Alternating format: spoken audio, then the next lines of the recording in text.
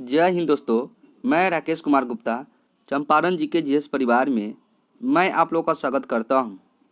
इस वीडियो में आज हम लोग देखेंगे static GK and current affair से संबंधित 20 महत्वपूर्ण प्रश्नों को दोस्तों। जी हाँ दोस्तों, अगर आप लोग इस चैनल पर नए हैं तो इस चैनल से ज़रूर आप लोग जुड़ जाइए और बेल आइकन दबा लीजिए ताकि जब भी हम इस तरह के टॉपिक बाय टॉपिक वीडियो लेकर आए तो आप लोगों को ज़रूर सूचना मिल जाए। चलिए हम लोग बिना देरी किए हुए वीडियो को स्टार्ट करते हैं फर्स्ट क्वेश्चन के साथ। क्वेश्चन नंबर फर्स्ट है, राष्ट्रीय सुरक्षा अधिनियम किस तारीख को पारित किया गया था? राष्ट्रीय सुरक्षा अधिनियम किस तारीख को पारित किया गया था?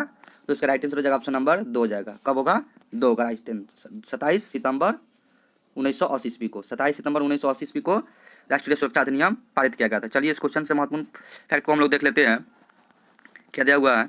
राष्ट्रीय सुरक्षा अधिनियम क्या दिया गया? राष्ट्रीय सुरक्षा अधिनियम 23 सितंबर 1980 ईस्वी को घोषित भारतीय संसद का एक अधिनियम है जिसका उद्देश्य कुछ मामलों में तथा उससे संबंधित मामलों में निरोधात्मक निरोध की व्यवस्था करना है। अगला पॉइंट को इसमें से देख लेते हैं। यह अधिनियम पूरे भारत में फैला हुआ है। क्या है? यह अधिनियम पूरे भारत में फैला हुआ है।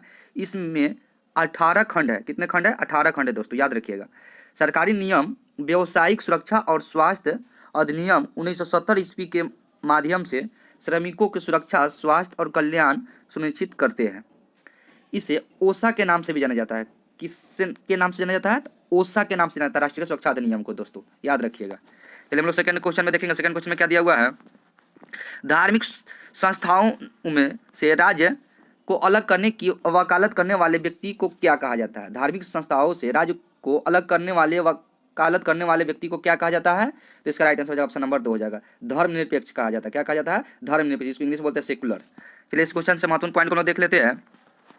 धार्मिक संस्थाओं, क्या लिखा हुआ है? धार्मिक संस्थाओं को से राज्य के अलग होने की वकालत करने वाले व्यक्तियों को धर्मनिरपेक्षवादी कहा जाता है। क्या कहा जाता है? धर्मनिरपेक्षवादी कहा जाता है। धर्मनिरपेक्षता का पहला रूप भारतीय संविधान की प्रस्तावना में प्रक्षेपित किया गया था। किसमें किया गया था दोस्तों? प्रस्तावना में किया गया था। प्रस्तावना के बारे में देख लेते हैं। प्रस्तावना में भारत के 42वें संविधान संशोधन 1976 ईस्वी में संशोधित किया गया था। कब किया गया था? 42वें संविधान संशोधन 1976 ईस्वी में संशोधित किया गया था। इस प्रस्तावना में क्या क्या शब्द जोड़ा गया, इसको देख लेते हैं। समाजवादी, धर्मनिरपेक्ष और अखंडता, 3 शब्द को जोड़ा गया है 42वें संविधान संशोधन 1976 ईस्वी में। समाजवादी, धर्मनिरपेक्ष और अखंडता। अगले पॉइंट इसमें देख लेते हैं। भारत में प्रस्तावना को भारतीय संविधान का हृदय और आत्मा कहा जाता है। क्या कहा जाता है? प्रस्तावना को हृदय और आत्मा कहा जाता है भारतीय संविधान का। धर्मनिरपेक्ष राज्य का अर्थ है कि यह देश और इसके लोगों के लिए किसी एक धर्म को प्राथमिकता नहीं देता है। मतलब धर्मनिरपेक्ष राज्य का अर्थ है कि यह देश इसके लोगों के लिए किसी एक धर्म को प्राथमिकता नहीं देती है। चलिए हम लोग थर्ड क्वेश्चन में देखते हैं। थर्ड नंबर क्वेश्चन में क्या दिया हुआ है? चरकुल्ला क्या है? चरकुल्ला नृत्य निम्नलिखित में से किससे संबंधित है? तो चरकुल्ला नृत्य निम्नलिखित में से किससे संबंधित है? तो इसका राइट आंसर हो जाएगा ऑप्शन नंबर 4 हो जाएगा। ब्रज क्षेत्र से। किससे है? तो ब्रज क्षेत्र से संबंधित है चरकुल्ला नृत्य दोस्तों। चलिए इससे महत्वपूर्ण पॉइंट को देख लेते हैं। चरकुल्ला नृत्य उत्तर प्रदेश के क्या है? उत्तर प्रदेश के ब्रज क्षेत्र से संबंधित है। यह नृत्य होली के बाद तीसरे दिन पर किया जाता है। मतलब होली के बाद तीसरे दिन पर किया जाता है। कौन सा? चरकुल्ला नृत्य। जिस दिन राधा का जन्म हुआ था उसी दिन चरकुल्ला नृत्य मनाया जाता है दोस्तों। इस नृत्य में महिला ये भगवान कृष्ण के गानों पर नृत्य करती है। किसके गाने पर? भगवान कृष्ण के गानों पर महिलाएं नृत्य करती है दोस्तों। चलिए हम लोग 4 क्वेश्चन में देखेंगे। 4 नंबर क्वेश्चन में क्या दिया हुआ है? पहली बार राष्ट्रमंडल खेल कब आयोजित किया गया था? पहली बार राष्ट्रमंडल खेल कब आयोजित किया गया था? तो इसका राइट आंसर हो जाएगा ऑप्शन नंबर 1 हो जाएगा दोस्तों। 1930 ईस्वी में पहली बार राष्ट्रमंडल खेल आयोजित किया गया था। चलिए इसके महत्वपूर्ण पॉइंट को हम लोग देख लेते हैं। क्या दिया हुआ है? पहले राष्ट्रमंडल खेल 1930 ईस्वी में कहाँ है? 1930 ईस्वी में हैमिल्टन में आयोजित किए गए थे। हैमिल्टन जो कि कहाँ पर है? कनाडा में है दोस्तों, याद रखिए कनाडा देश में है। कनाडा 1930 में हैमिल्टन में आयोजित किए गए थे। इन पहले खेलों में प्रतिस्पर्धा करने के लिए स्कॉटलैंड 11 देशों में से एक था। अन्य Australia, Bermuda, British Guyana, Canada, England, उत्तरी आयरलैंड, न्यूफाउंडलैंड, न्यूजीलैंड, दक्षिण अफ्रीका और वेल्स। टोटल कितने देश थे दोस्तों? 11 देश थे। अगला पॉइंट इसमें देख लेते हैं। नई दिल्ली के जीवंत शहर ने अक्टूबर 2010 में राष्ट्रमंडल खेलों की मेजबानी की थी। कब? 2010 में राष्ट्रमंडल खेलों की मेजबानी की थी। जीवंत शहर अक्टूबर, नई दिल्ली में। यह पहली बार था भारत में खेलों को मेजबानी की थी। कब? 2010 में। और केवल दूसरी बार यह आयोजन एशिया में हुआ था। मतलब एशिया में पूछा जाएगा तो ये दूसरी बार हुआ था।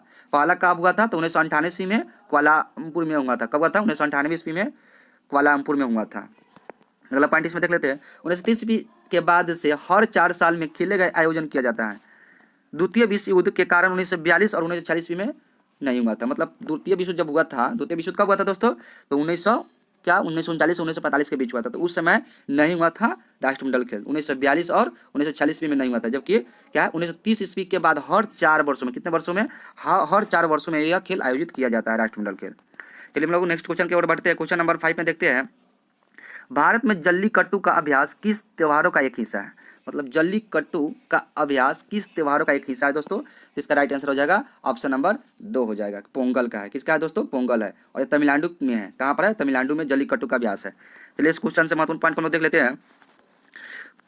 पट्टू पोंगल दिवस पर पोंगल समारोह के एक हिस्से के तौर पर भारतीय राज्य तमिलनाडु में जल्लीकट्टू का अभ्यास होता है। कहाँ पर होता है? भारतीय राज्य जल्लीकट्टू का अभ्यास तमिलनाडु में होता है, जो जनवरी क्या है, जो जनवरी में सालाना होती है। मतलब हर साल जनवरी माह में होता है दोस्तों, याद रखिएगा। पोंगल त्यौहार तमिलनाडु में 4 दिनों तक मनाया जाता है। कितने दिनों तक? 4 दिनों तक मनाया जाता है। पोंगल के चौथे दिनों को कत्रूम पोंगल कहा जाता है। क्या कहा जाता है? कत्रूम पोंगल। चौथे दिन मतलब 4 दिन का जो त्यौहार होता है, तो लास्ट दिन को कत्रूम पोंगल कहा जाता है दोस्तों। अगला पॉइंट इसमें देखते हैं, यह दक्षिणी भारतीय द्वारा हिंदू फसली त्योहारों के रूप में मनाया जाता है। किस रूप में? हिंदू फसली त्योहारों के रूप में मनाया जाता है। यह हिंदू सूर्य देवता सूर्य को समर्पित है। किस देवता को समर्पित है दोस्तों? सूर्य देवता को समर्पित है। और यह मकर संक्रांति में मेल खाता है। मतलब यह मकर संक्रांति के समय ही मनाया जाता है दोस्तों। भारत में कई क्षेत्रीय नामों के तहत मनाई जाने वाली फसलों का त्यौहार एक बार हम लोग देख लेते हैं। पोंगल के पहले दिनों की थाई पोंगल कहा जाता है। मतलब पहले दिन जब पोंगल त्यौहार मनाया जाता है, उस दिन हम लोग थाई पोंगल कहा जाता है। पोंगल का दूसरे दिन होता है, उसको हम लोग बोलते हैं भोगी पोंगल बोलते हैं। क्या बोलते हैं दोस्तों? भोगी पोंगल। पहले दिन थाई पोंगल, दूसरे दिन भोगी पोंगल, और तीसरे दिन क्या बोलते हैं? तब मट्टू पोंगल बोलते हैं। क्या दोस्तों? मट्टू पोंगल बोलते हैं। जबकि हम क्या बतलाए थे? चौथा दिन क्या बतलाए थे? चौथा दिन इसको क्या बोलते हैं? कत्तूम पोंगल बोलते हैं दोस्तों। कत्तूम पोंगल चौथा दिन बोलते हैं। चलिए हम लोग नेक्स्ट क्वेश्चन में देखें। क्वेश्चन नंबर हम लोग देखते हैं 6 में क्या दिया हुआ। किस वैज्ञानिक ने सबसे पहले ओजोन परत के छिद्र पर ध्यान दिया? मतलब सबसे पहले ओजोन परत के छिद्र पर ध्यान दिया किस वैज्ञानिक ने? इसका राइट आंसर हो जाएगा ऑप्शन नंबर 3 हो जाएगा दोस्तों, जोब फॉरमैन। कौन है? जोब फॉरमैन ने। या जोब फॉरमैन ने जो सबसे पहले ओजोन परत के छिद्र पर ध्यान दिए थे। चलिए इस क्वेश्चन से महत्वपूर्ण पॉइंट को हम लोग देख लेते हैं। क्या दिया हुआ है? जो फॉरमैन ने सबसे पहले 1973 ईस्वी में अंटार्कटिका में ओजोन परत में छेद देखा था। कब देखा था? 1973 ईस्वी में दोस्तों। और कहाँ पर? अंटार्कटिका में, याद रखिएगा। जर्मनी जीव विज्ञानी ई हेक्ले ने पहले परिस्थितिक, क्या है दोस्तों? परिस्थितिक शब्द का उपयोग किया था। कहाँ के वैज्ञानिक थे? जर्मनी वैज्ञानिक, जिसका नाम था ई हेक्ले ने परिस्थिति शब्द का सबसे पहले प्रयोग किए थे। ब्रिटिश वनस्पति एजी टेंसले ने पहले परिस्थिति तंत्र शब्द का प्रयोग किया था। किसने किया था? परिस्थिति तंत्र को सबसे पहले किसने प्रस्तावित किया था? तो सबसे पहले कहते हैं एजी टेंसले ने दोस्तों, याद रखिएगा। बहुत दोनों कन्फ्यूजिया क्वेश्चन है। ई हेक्ले ने सबसे पहले परिस्थिति शब्द का उपयोग किया था, जबकि परिस्थिति तंत्र का सबसे पहले किसने दिया था? एजी टेंसले ने दिया था दोस्तों, याद रखिएगा। अगले पॉइंट देख लेते हैं। टेंसले को परिस्थिति तंत्र का जनक के रूप में जाना जाता है। किसको? मतलब एजी टेंसले को परिस्थिति तंत्र के रूप में जाना जाता है, इसके जनक के रूप में। चलिए आगे हम लोग देखते हैं। क्वेश्चन नंबर 7 में क्या दिया हुआ है दोस्तों? विश्व का सबसे अधिक खाद्यान्न उत्पादन देश कौन सा है? मतलब सबसे अधिक खाद्यान्न उत्पादन देश कौन सा है दोस्तों? तो इसका राइट आंसर हो जाएगा ऑप्शन नंबर 3 हो जाएगा, चीन हो जाएगा दोस्तों। कौन सा हो जाएगा? चीन हो जाएगा। चलिए इस क्वेश्चन से महत्वपूर्ण पॉइंट को हम लोग देख लेते हैं।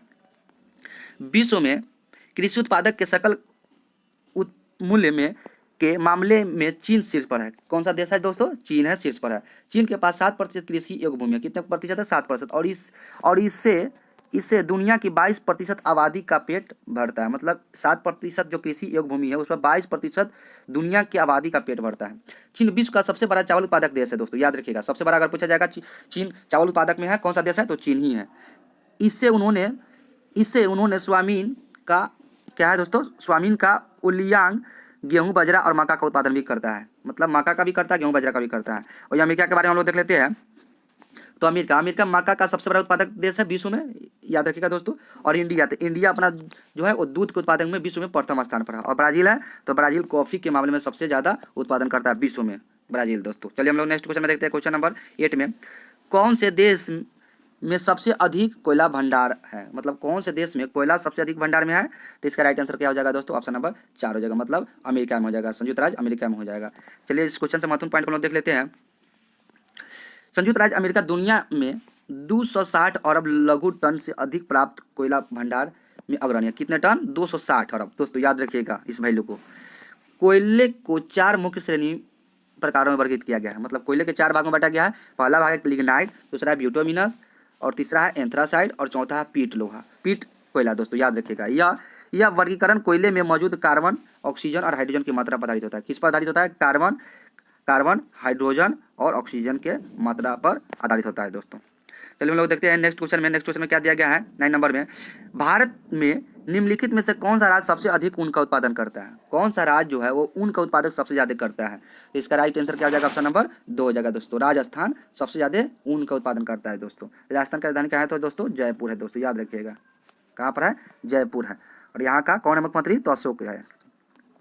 चलिए इसके महत्वपूर्ण पॉइंट को हम देख लेते हैं। राजस्थान भारत का सबसे बड़ा ऊन उत्पादक राज्य है। क्या है? भारत का सबसे बड़ा ऊन उत्पादक राज्य है भारत का। कौन? राजस्थान दोस्तों। राजस्थान भारत में ऊन उत्पादन के 30% से अधिक का प्रतिनिधित्व करता है। कितना करता है? 30% से अधिक ये अकेले राज्य जो है वो भारत में करते हैं राजस्थान। राज्य में भेड़ की 8 अलग अलग नस्लें हैं। राजस्थान के बारे में थोड़ा सा और देख लेते हैं। राजस्थान में 8 अलग अलग प्रकार के नस्लें हैं जो भेड़ की, जो उच्च गुणवत्ता वाली कालीनी ऊन के उत्पादकों के लिए प्रसिद्ध है दोस्तों। अन्य राज्य कर्नाटक, इसमें और राज्य है कर्नाटक, जम्मू कश्मीर, तेलंगाना, गुजरात, हिमाचल प्रदेश, उत्तर प्रदेश, हरियाणा, महाराष्ट्र और आंध्र प्रदेश भी है जो कम मात्रा में ये ऊन के उत्पादन करता है दोस्तों। सबसे ज़्यादा राजस्थान करता है। चलिए मैं नेक्स्ट क्वेश्चन 10 में देख लेते हैं। 10 नंबर क्वेश्चन में क्या दिया हुआ है? निम्नलिखित में से कौन सा देश सबसे पहले महिलाओं को वोट देने का अधिकार देने वाला था? मतलब कौन सा जो पहला देश था जो महिलाओं को वोट देने का अधिकार देने वाला था? तो इसका राइट आंसर क्या हो जाएगा दोस्तों? ऑप्शन नंबर 4 जगह न्यूजीलैंड था। कौन सा था? न्यूजीलैंड था जो महिलाओं को सबसे पहले वोट देने का अधिकार दिया गया था दोस्तों। पहले इसके महत्वपूर्ण पॉइंट को हम देख लेते हैं। 19 सितंबर दोस्तों याद रखिएगा इसका डेट।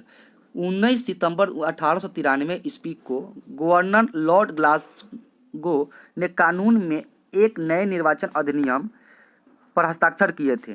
संसदीय चुनाव में महिलाओं को मतदान का अधिकार देने वाला न्यूजीलैंड दुनिया का पहला स्वशासित देश बन गया था दोस्तों, याद रखिएगा। न्यूजीलैंड महिलाओं को मतदान का अधिकार देने वाला यह पहला देश बन गया, ये भी सही है। और अगला पॉइंट इसमें देख लेते हैं। ऑस्ट्रेलिया के बारे में देख लेते हैं। महिलाओं को मतदान देने वाला अधिकार यह दूसरा देश बन गया था। पहला देश तो न्यूजीलैंड बन गया था और दूसरा देश कौन बन गया था दोस्तों? ऑस्ट्रेलिया बन गया था। और अगला पॉइंट इसमें देख लेते हैं। फिनलैंड में देख लेते हैं। महिलाओं को मतदान का अधिकार देने वाला यह पहला यूरोपियन देश बन गया था। क्या दोस्तों? महिलाओं को वोट अधिकार देने वाला यह पहला यूरोपियन देश बन गया था। यूरोपियन देश जब भी पूछेगा तो कौन सा देश है? तो फिनलैंड है दोस्तों, याद रखिएगा। चलिए और आगे हम लोग देखते हैं। क्वेश्चन नंबर 11 में क्या दिया गया है? क्वेश्चन नंबर 11 में सबसे पहले क्या है दोस्तों?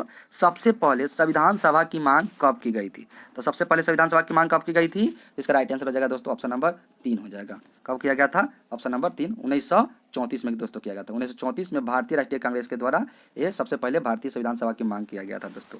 चलिए इस क्वेश्चन से महत्वपूर्ण पॉइंट को देख लेते हैं। एमिन राय की क्या है? एमिन राय ने 1934 ईस्वी में भारत की संविधान सभा का विचार रखा था। कब रखा था? 1934 ईस्वी में। बाद में INC ने इसकी मांग की। इस प्रकार विकल्प 3 सही है दोस्तों, याद रखिएगा। द्वितीय विश्व युद्ध के दौरान एक स्वतंत्र संविधान सभा के गठन के लिए दावा केवल भारतीय को आवेग से प्राप्त हुआ और यह दिसंबर 1940 में बुलाई गई थी। कब बुलाई गई थी दोस्तों? 1940 में बुलाई गई थी। दिसंबर 1940 ईस्वी और नवंबर 1949 ईस्वी के बीच संविधान सभा ने स्वतंत्र भारत के लिए एक संविधान का मसौदा तैयार किया गया था। कब से कब? मतलब दिसंबर 1940 और नवंबर 1949 के बीच संविधान सभा का क्या किया था? मसौदा तैयार किया गया था दोस्तों, याद रखिएगा। डेट जरूर देता है। चलिए हम लोग देखते हैं नेक्स्ट क्वेश्चन में। क्वेश्चन नंबर 12 में निम्न में से कौन श्रीलंका में सबसे ऊंची चोटी है? मतलब श्रीलंका देश में सबसे ऊंची चोटी कौन सी है? तो इसका राइट आंसर हो जाएगा ऑप्शन नंबर 3 हो जाएगा दोस्तों, याद रखिएगा। Mount Pedro. कौन है? माउंट पेड्रो है जो श्रीलंका का सबसे ऊंची चोटी है दोस्तों। चलिए इससे महत्वपूर्ण पॉइंट को देख लेते हैं। श्रीलंका का सबसे ऊंची चोटी माउंट पेड्रो है, ये भी सही है, हम लोग जानते हैं। इसे पिदू तालगा पर्वत के नाम से भी जाना जाता है। किसके नाम से जाना जाता है? पिदू तालगा के पर्वत से नाम से जाना जाता है दोस्तों। और समुद्र तल से इसकी ऊंचाई, जब समुद्र तल से इसकी ऊंचाई पूछा जाएगा मतलब माउंट पेड्रो की, तो कितनी है? 2524 मीटर है दोस्तों। कितना है? 2524 मीटर है। वहीं फीट में पूछेगा तो 8281 फीट है दोस्तों, याद रखिएगा। 8281 फीट है दोस्तों। इसमें अगला पॉइंट देख लेते हैं। चोटी क्या है दोस्तों? चोटी नुआरा इलियाई शहर के पास स्थित है। और पूछेगा कि माउंट पेड्रो किस शहर के पास स्थित है, तो चोटी नुआरा एलिया शहर के पास स्थित है, जो इस द्वीप राष्ट्र केंद्रों के करीब स्थित है दोस्तों, याद रखिएगा।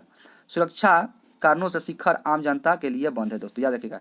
यह जो है सुरक्षा कारणों से यह शिखर आम जनता के लिए बंद, वहाँ जाने के लिए अलाउ नहीं है। चलिए हम लोग नेक्स्ट क्वेश्चन में देखते हैं। क्वेश्चन नंबर 13 में क्या दिया गया है, सुक्तिमती, क्या है दोस्तों, सुक्तिमती किस राज्य की राजधानी है? सुक्तिमती किस राज्य की राजधानी है? तो इसका राइट आंसर क्या हो जाएगा दोस्तों, ऑप्शन नंबर 1 हो जाएगा। चेदी मतलब राज्य की राजधानी है सुक्तिमती दोस्तों, याद रखिए, बहुत इंपॉर्टेंट क्वेश्चन है दोस्तों, बीबीआई क्वेश्चन है। तो इसका राइट आंसर क्या हो जाएगा, ऑप्शन नंबर 1 हो जाएगा चेदी। चलिए इस क्वेश्चन से महत्वपूर्ण पॉइंट को हम देख लेते हैं। सुक्तिमती चेदी साम्राज्य की राजधानी थी, किसकी राजधानी थी? चेदी साम्राज्य की राजधानी थी, जो यादव वंश का एक हिस्सा था दोस्तों, याद रखिएगा, यादव वंश का एक हिस्सा था, कौन? चेदी साम्राज्य राज्य। और एक राज्य मध्य प्रदेश के बुंदेलखंड डिवीजन में स्थित है। कहाँ पर स्थित है ये तो राज्य मध्य प्रदेश के बुंदेलखंड में स्थित है दोस्तों। बौद्ध ग्रंथों में इसे 16 महाजनपदों में बांटा गया था। कितने महाजनपदों में? बौद्ध ग्रंथों में इसे 16 महाजनपदों में बांटा गया था दोस्तों, याद रखिएगा। उत्तरी और मध्य भारत के महान क्षेत्र में से एक के रूप में सूचीबद्ध किया गया था, मतलब उसमें से एक जो था वो सुक्तिमती चेदी वो क्या था, एक 16 जो महाजनपदों में से एक था।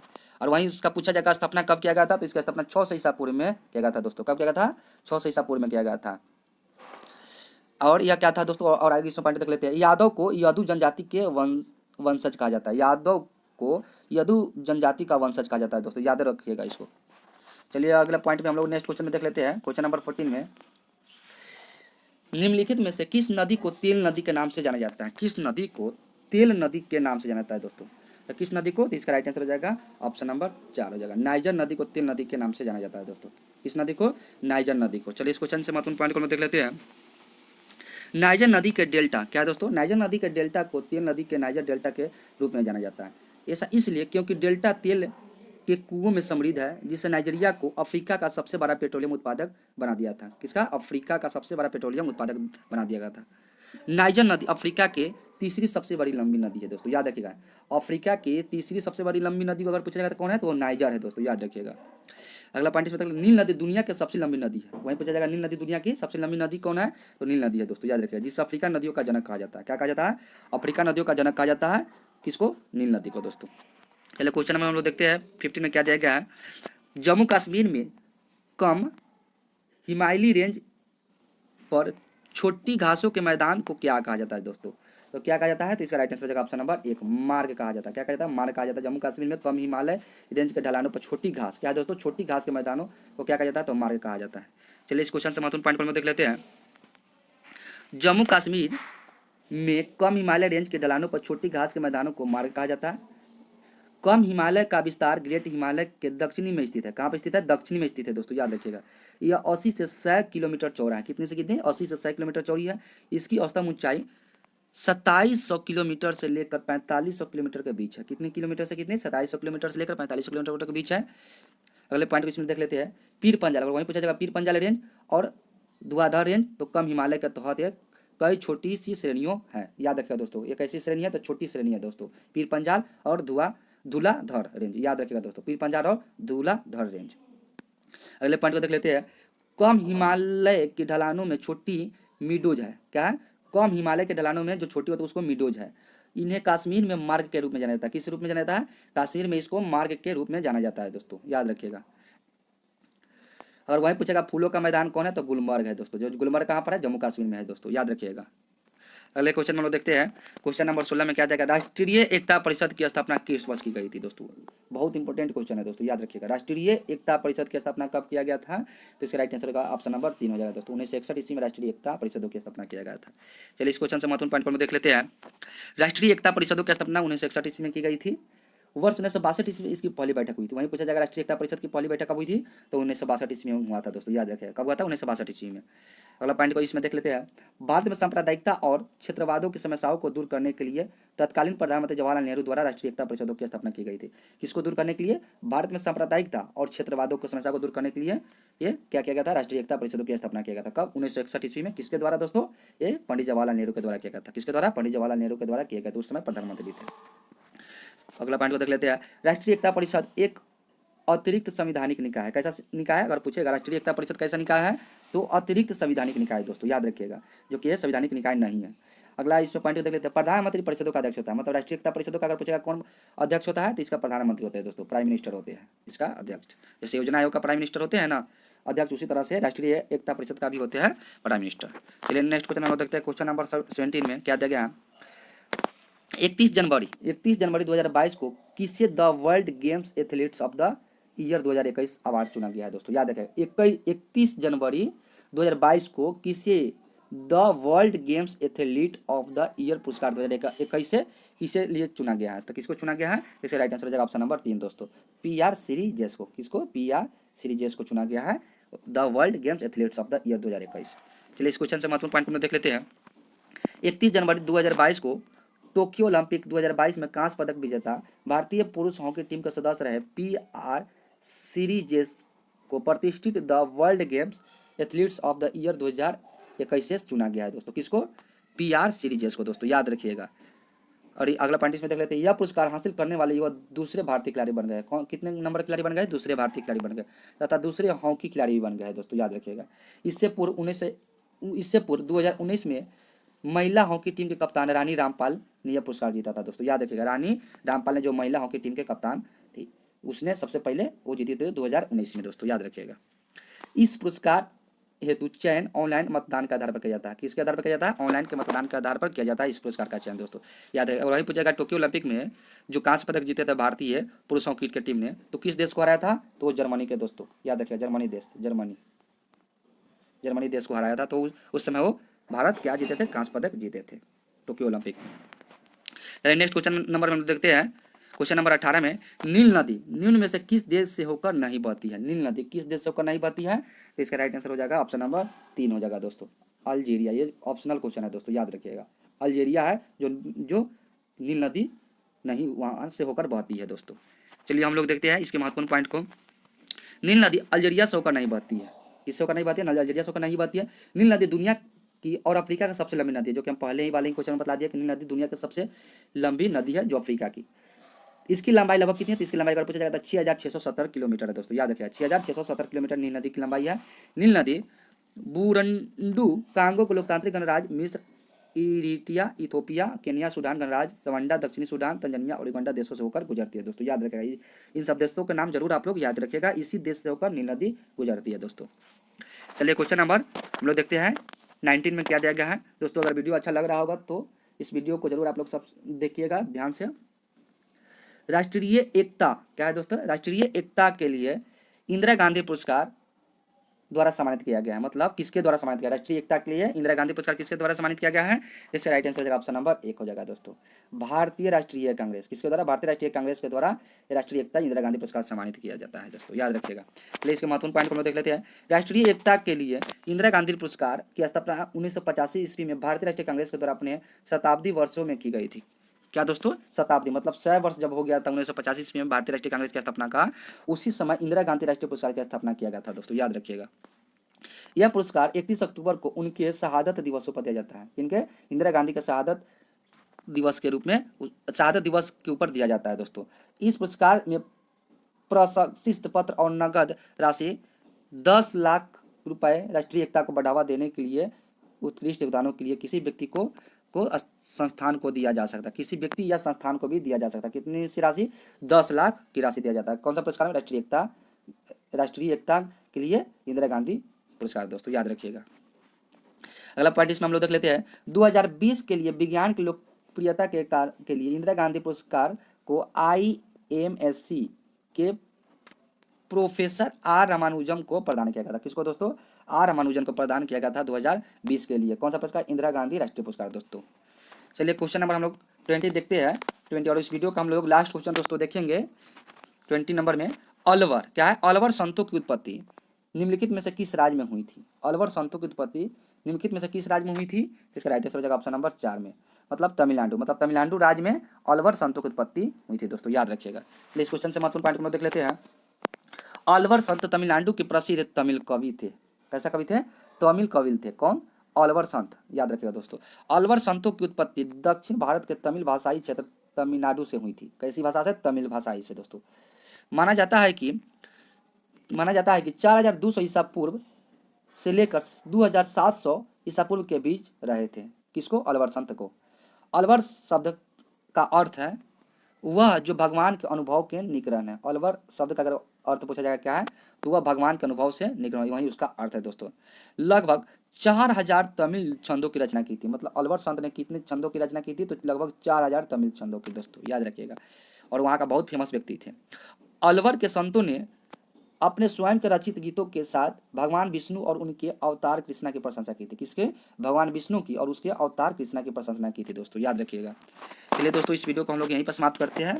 अगर वीडियो अच्छा लगा होगा तो आपका अपना चैनल चंपारण जीके जीएस को जरूर सब्सक्राइब कर लीजिएगा और बेल आइकन दबा लीजिएगा, ताकि आप लोगों को समय समय पर इसी तरह के छोटे छोटे वीडियो जरूर देखने को मिलते रहेगा। चलिए दोस्तों, जय हिंद।